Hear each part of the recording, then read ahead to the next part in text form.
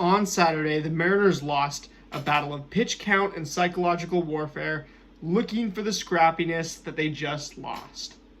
Welcome to the Dom Skiing Channel, your one-stop shop for the Mariners storylines on Seattle's minds.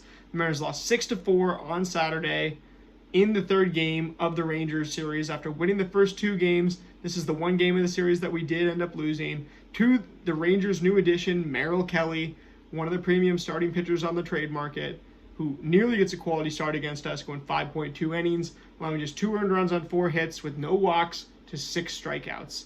Only needed 69 pitches to get through those 5.2 and only allowed 5 hard hits on those 69 pitches. His ERA 3.22 on the season. I mean, the Rangers had a great picker for themselves right there, and he's getting off to a strong start with them going against us here this weekend. On the other hand, Luis Castillo has a rough game. Some of the underlying metrics not being great, came back to normalize in this one, as he only goes 4.1 innings, allows 2 earned runs on 4 hits with a walk allowed to just 4 strikeouts. Takes him 87 pitches to get through just 4.1, and he only gets 4 strikeouts on it as well while facing all those batters, allowing only 6 hard hits on those 87 pitches. Not terrible. It's funny, he also has a 3.22 ERA, identical to Merrill Kelly after the start. But when you look at the underlying metrics for both of them, Merrill Kelly goes and does what Tyler Anderson did earlier this year, something that a lot of pitchers have done against the Mariners this year, and uses a changeup as his primary pitch.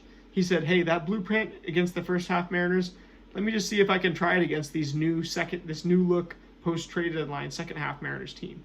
And he does an excellent job of it. Induces weak contact with an 89 mile an hour average exit velocity. Does a really good job of preventing hard contact. Like I said, only giving up the 4 hard hits on 69 pitches. Getting 7 whiffs on 7 swing strikes on 27 changeups. 5 on just 16 four-seam fastballs. And then 2 on 11 curveballs. You're mixing those pitches the way you want to against the Mariners. Didn't throw the sinker, cutter, slider much, but overall getting 15 swinging strikes on 69 pitches, keeping that hard contact for the most part non-existent.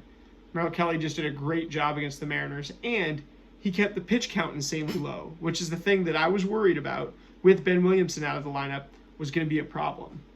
You've got a very strikeout and power-heavy lineup now, which we just haven't watched for most of the 113 games this year. There's only been maybe 5 games so far where we've had this sell out for power type of lineup. So it's a real adjustment in terms of strategy. And now Randy hitting lead off in this one, goes 2 for 5, hits a bomb, 2 RBIs, 2 runs scored as well. Julio gets a hit in this one too. But you only get 7 hits total in this one. You end up bringing in Dylan Moore for defense, and then you pinch hit Polanco, who walks. Then you bring in Masterboni after that to get another body in right field. And there's nobody who you can say, other than Randy, really had an excellent offensive performance in this game. The stat sheet, whole lot of zeros, really. Nothing too impressive.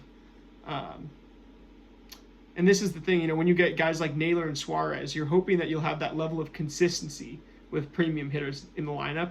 But it's really, and this is what I want to get across, kind of as my philosophy, is that you really can't guarantee consistency, especially with somebody like Suarez. Whereas Naylor, in a game like this where the Mariners aren't seeing the ball well, goes 1 for 5, gets a hit. Suarez, 3 strikeouts, goes 0 for 5. You should expect that on days where the Mariners are really struggling, seeing a lot of junk pitches, that Suarez is going to strike out a lot. And it's honestly not going to look pretty when you watch it either. It's going to look like he's half swinging. It's going to look like he's whiffing bad. But that's who he is as a player, because it's actually, that is the most efficient way for him to hit. Just based on the way for Eugenio Suarez to be an efficient hitter is he's super hot, hitting a ton of home runs, and the strikeouts can be lived with. That recipe we already said was going to be a disaster in Safeco Field, and so we dumped Suarez to the Diamondbacks. But now you have him back. Let's hope that he does, hit a whole lot of home runs in Seattle, but I really want to move him to DH, get Ben Williamson back in the lineup, get a little more protection back in there, because although I think Jorge Polanco is really an awesome DH at this stage of his career and an awesome measured hitter in his own right, I just think you need a total pest in this lineup. And I think it's more about role playing than it is about overall skill, and it's more about making getting the most out of every other hitter in the lineup than it is about that specific spot. At this point, I think you'll get more out of everybody else in this lineup if you get Ben Williamson back in there and have him be an absolute pest. And yeah, both teams, you had to use a ton of pitchers in this game. After the starting pitchers, neither of them get a quality start. The Rangers use 6 relievers. Mariners use 7 relievers. That's got to be close to a record for this year. If anybody knows, let me know. That's basically almost the whole bullpen. But yeah, this one, psychological warfare starts to happen too when you strike out a bunch, and that somebody's throwing you all these junk pitches, clearly coming at you with a certain approach. We saw all sorts of pitchers do it against the Mariners in the first half of the year, and I'm worried that is going to return in spades.